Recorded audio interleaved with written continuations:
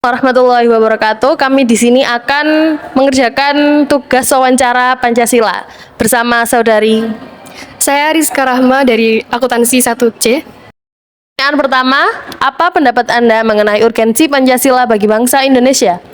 Menurut saya, urgensi Pancasila dalam bangsa Indonesia itu Pancasila di sini tuh sebagai landasan untuk berpolitik, lalu bersosialisasi, terus melakukan kayak sebagai representasi nilai-nilai dalam berbangsa dan bernegara gitu.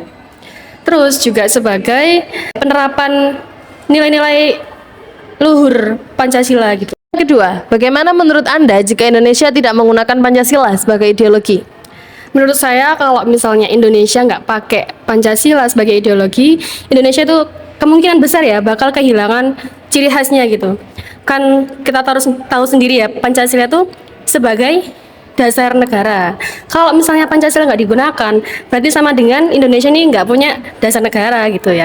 Masuk ke pertanyaan berikutnya, yakni apakah pengaruh Pancasila bagi kehidupan berbangsa dan bernegara bagi masyarakat Indonesia? Oke, pengaruh Pancasila ini menurut saya ya, itu sebagai kayak mendorong kita sebagai manusia yang berbangsa itu untuk menumbuhkan rasa solidaritas, terus toleransi, terus kayak saling bersatulah intinya meskipun kita berbeda-beda. Lanjutkan ke pertanyaan keempat, yakni lalu apakah menurut Anda Pancasila telah dijalankan dengan baik dalam sistem pemerintahan bangsa Indonesia? Oke, menurut saya Pancasila ini bisa dikatakan sudah baik. Cuman ada beberapa oknum ya mungkin yang tidak bisa menjalankan Pancasila dengan baik, kayak misalnya tidak sesuai gitu sama sila-sila Pancasila tadi. Kayak pemerintahan juga kadang-kadang sesuai ya. Kalian tahu sendiri seperti apa pemerintahan Indonesia. Ada juga yang terterapkan dengan baik. Ke pertanyaan nomor 5, yakni contohkan satu peristiwa yang menurut Anda peristiwa tersebut telah sesuai dengan nilai-nilai dalam Pancasila. Oke, menurut saya contoh peristiwanya itu ya, misalnya di Indonesia ini terjadi sebuah bencana alam ya kan itu kayak sesuatu yang nggak bisa kita duga. Terus pasti kan korbannya juga banyak ya, maksudnya beragam suku tuh banyak di situ. Ada yang korbannya dari suku apa gitu ya, agama apa, terus pokoknya banyak ras kan di situ. Tapi kita sebagai masyarakat yang dirasa kemanusiaan itu kita bisa saling membantu gitu, walaupun kita berbeda agama, suku, bangsa, dan ras. Jadi persatuan Indonesia lah, istilahnya persatuan Indonesia gitu. Pertanyaan selanjutnya yaitu pertanyaan ke-6. Contohkan juga satu peristiwa yang menurut Anda mencerminkan penyelewengan nilai-nilai Pancasila dan bagaimana seharusnya. Oke, menurut saya peristiwa yang menyeleweng ya dari Pancasila itu seperti penegakan hukum di Indonesia, di mana hukum di Indonesia itu bisa dibilang bisa dibayar gitulah. Kalau misalnya kita punya uang, kita punya kuasa istilahnya gitu ya. Ya kayak kasus kemarin Desa Nida seperti itu. Nah, seharusnya pemerintah itu juga menerapkan Pancasila sila ke-5 yaitu keadilan sosial. Ini adalah hukum di Indonesia itu masih belum dijalankan dengan baik gitu. Pertanyaan ke-7, bagaimanakah menurut Anda peran Pancasila bagi generasi Z? Oke, menurut saya peran Pancasila dalam generasi Z ini sebagai landasan berpikir ya. Kita kalau misalnya mau ngelakuin sesuatu itu harusnya dipikir dulu matang-matang sama berlandaskan tadi Pancasila tadi supaya nggak nyeleweng gitu loh istilahnya, nggak bertolak belakang sama Pancasila. Untuk pertanyaan ke-8, bagaimana cara agar nilai-nilai dalam ideologi Pancasila terlaksana dengan baik dalam sistem pemerintahan Indonesia? Oke, supaya terlaksana dengan baik ya, menurut saya sebaiknya pemerintahan Indonesia itu bisa menegakkan hukum dengan baik. Kembali lagi seperti tadi ya, hukum. Karena di Indonesia sendiri hukum masih belum berjalan dengan baik menurut saya. Kayak pemerintah harusnya lebih tegas lagi, lebih adil lagi dalam menegakkan hukum di Indonesia. Pertanyaan ke-9, bagaimana Anda membela negara Anda? Bagi saya untuk membela negara itu bisa dengan menerapkan nilai-nilai Pancasila.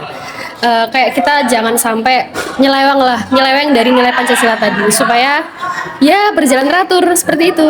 Pertanyaan terakhir, bagaimana cara mengatasi tindakan wakil rakyat yang tidak baik? Dengan cara memanfaatkan sosial media, menyuarakan pendapat kita gitu, kayak misalnya di postingan apa, kita nulis apa gitu untuk mengkritik pemerintah yang sesuai lah sama Indonesia gitu, sama nilai-nilai Pancasila seperti itu. Baik, terima kasih atas waktu yang diberikan oleh Aduka. Kurang lebih mohon maaf. Sekian dari kami. Wassalamualaikum warahmatullahi wabarakatuh. Assalamualaikum warahmatullahi wabarakatuh. Saya di sini akan mewawancarai narasumber kedua yang bernama. Perkenalkan, nama saya Eva Lailatul Fitria, saya dari Prodi Aplikasi. Bismillahirrahmanirrahim. The first question is that what is your opinion regarding the urgency of Pancasila for the Indonesian nation? Apa pendapat Anda mengenai urgensi Pancasila bagi bangsa Indonesia? Oke, menurut saya urgensi Pancasila itu sangat penting bagi masyarakat Indonesia karena untuk menjadi penolak hal-hal atau budaya luar yang masuk ke negara kita sebagai ideologi, sebagai pedoman bagi bangsa Indonesia untuk tidak melenceng dari budayanya. The second one is, what do you think in Indonesia does not use Pancasila as it is ideology? Bagaimana menurut Anda jika Indonesia tidak menggunakan Pancasila sebagai ideologi? Menurut saya, jika Indonesia tidak menggunakan Pancasila sebagai ideologi, mungkin masyarakat Indonesia akan banyak kemelencengan atau terpecah karena masyarakat Indonesia juga banyak perbedaan di dalam negara kita. Dengan adanya ideologi, kita dapat menyatukan semua perbedaan itu. Gitu. The third one is reflection on the influence of Pancasila on the national and state life of Indonesian people. Sebutkan pengaruh Pancasila bagi kehidupan berbangsa dan bernegara masyarakat Indonesia. Pengaruhnya sangat banyak ya, terutama bagi kalangan muda seperti mahasiswa itu kan kita berpikir kritis menghadapi masalah-masalah yang ada di negara kita. Nah, dengan adanya Pancasila sebagai ideologi, kita sebagai anak muda dapat merealisasikan atau dapat menyelesaikan masalah sesuai dengan norma-norma dalam kehidupan masyarakat kita. So do you think Pancasila has worked well in the Indonesian government system? Explain. Lalu, apakah menurut Anda Pancasila telah dijalankan dengan baik dalam sistem pemerintahan bangsa Indonesia? Jelaskan. Menurut saya, sistem Pancasila dalam negara kita belum dijalankan dengan baik karena masih adanya ketidaksesuaian atau ketidakadilan bagi sistem hukum di negara kita atau penyelesaian problem-problem di negara kita. Belum adanya keadilan dan titik temu. The fifth question is, give an example of an event that you think is in accordance with the values contained in Pancasila and what? Nomor 5. Contohkan satu peristiwa yang menurut Anda hal tersebut telah sesuai dengan nilai-nilai yang terkandung dalam Pancasila. Mengapa? Menurut saya, satu peristiwa yang terkandung dalam nilai Pancasila yaitu toleransi dalam beragama. Sebab di negara kita ada berbagai macam agama yang menjadi keyakinan atau yang menjadi panutan di setiap warganya. Nah, dengan adanya perbedaan itu, kita sebagai masyarakat sudah melakukan toleransi atau menghargai antara perbedaan agama tersebut. Misalnya tidak adanya pencemoohan dalam agama-agama lain atau dalam perbedaan agama lain. The sixth one question is, also give an example of an event that you think reflects a deviation from the values of Pancasila and how should it be? Nomor 6. Contohkan suatu peristiwa yang menurut Anda mencerminkan penyelewengan nilai-nilai Pancasila dan bagaimana seharusnya. Penyelewengan menurut saya sekarang juga banyak dilakukan bagi masyarakat yang memberikan kritik maupun saran kepada pemerintah. Nah, banyak juga itu pemerintah tidak menerima, tidak menanggapi bagaimana kritik dan saran para masyarakat tersebut. Nah, itu termasuk penyelewengan dalam Pancasila. Dan seharusnya pemerintah tersebut harusnya menanggapi bagaimana cara dia menyelesaikan masalah yang dikritik oleh masyarakat tersebut. The next question is, what do you think Is the role of Pancasila for generation the same? Nomor 7. Bagaimanakah menurut Anda peran Pancasila bagi generasi Z? Oke, peran Pancasila bagi generasi Z ini menurut saya sangat penting karena generasi Z ini berhubungan dengan media sosial, teknologi. Nah, dalam media sosial tersebut itu banyak yang mencakup norma-norma Pancasila, khususnya perbedaan ras, agama dan sebagainya itu sudah tercakup dalam media sosial. Dan dengan landasan Pancasila sebagai generasi Gen Z itu harus dipegang teguh untuk menjaga toleransi bagi perbedaan yang ada di Indonesia. Contohnya, biasanya ada kasus yang viral. Nah, di situ banyak ada diskriminasi dari pihak yang berbeda pendapat gitu. Jadi, toleransi yang harus ditanamkan pada Gen Z itu sangat penting khususnya dalam media sosial.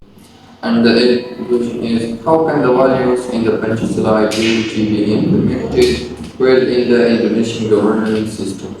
Nomor 8. Bagaimana cara agar nilai-nilai dalam ideologi Pancasila terlaksanakan dengan baik dalam sistem pemerintahan Indonesia?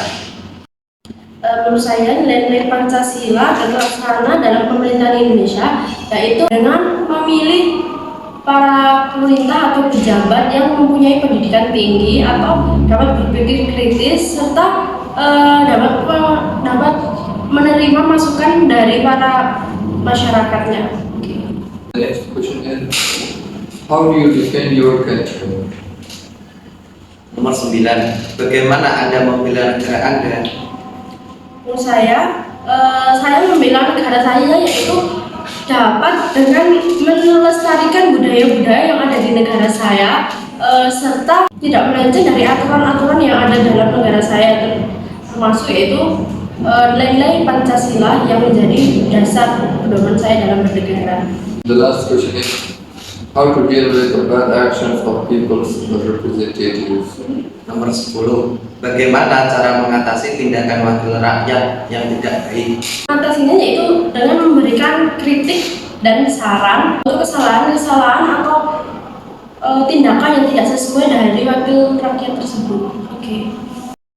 I'm thinking for you that you have answered our questions, and also I'm thanking you, your brother, that you translated my questions. Thank you very much for you that you watched our videos. Assalamualaikum warahmatullahi wabarakatuh. Di sini kami bersama narasumber ketiga kami, boleh memperkenalkan diri. Baik, perkenalkan nama saya Zara Istia Savana, saya biasa dipanggil Zara. Saya kebetulan dari semester 3 Prodi Manajemen. Untuk pertanyaan pertama, apa pendapat Anda mengenai urgensi Pancasila bagi bangsa Indonesia? Pancasila ini sebagai ideologi bangsa yang dimana di dalamnya itu terdapat bagaimana cara masyarakat dalam berkehidupan bermasyarakat, berbangsa dan bernegara di Indonesia. Dan kita sebagai rakyat Indonesia itu wajib menerapkan nilai-nilai yang ada di dalamnya seperti gotong royong, persatuan, dan musyawarah mufakat. Pertanyaan nomor 2, bagaimana menurut Anda jika Indonesia tidak menggunakan Pancasila sebagai ideologi? Itu menurut saya itu dapat menyebabkan perpecahan dan konflik dari beragam kelompok seperti etnis, agama, dan budaya.